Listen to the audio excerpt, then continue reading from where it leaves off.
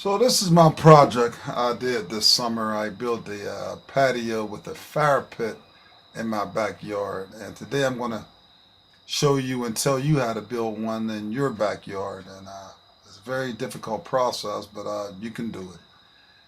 So this is how my yard looked from the very beginning. And what you have to do is you have to measure and you got to dig up the soil. Now, what worked for me is I dug the soil up in squares, and I picked up the soil and I laid it to the side. Then after you complete that, you got to dig it all up. And after you complete it, you want to make sure everything is nice and even with a rake.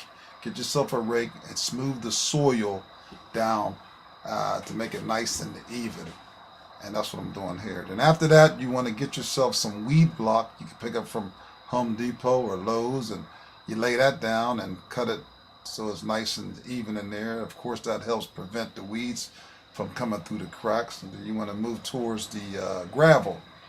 You want to make sure that's nice and even, so get yourself a rake and make sure all that's nice and even and smooth. Then you want to move towards the tampering. Now, tampering, what that does is that joins all the gravel together, and it helps prevent the weeds from coming up as well. Then you want to lean towards the sand, commercial sand, highway sand, that's what they call it. And you want to start laying the sand down. Now, I don't know if you notice those two pipes there. What I do is I put the two pipes down, I lay the sand on top of that, then I give myself a 2x4 to smooth that out, to make sure the sand is nice and smooth so I can start laying my paver stones down. Now, you're going to have to get a circle saw and some cement blades for that, because you want to cut some of the pavers, because of course all the pavers are not going to fit evenly, so you have to cut those pavers to fit.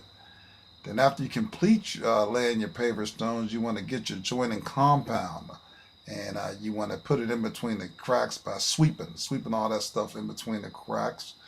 And then you want to sprinkle water on top. That joins everything together. That joins your patio together. And that's what I'm doing here. Then you can start building your fire pit. Now, you got to get the curved bricks from Home Depot or Lowe's, and you want to get your center. I used the centerpiece as a template, and I went around in a circle, and on the inside of that fire pit, I got a screen in there with some gravel, because you don't want to stain the patio with the fire coming from the fire pit. So yeah, this is my finished project, and I'm very pleased with it.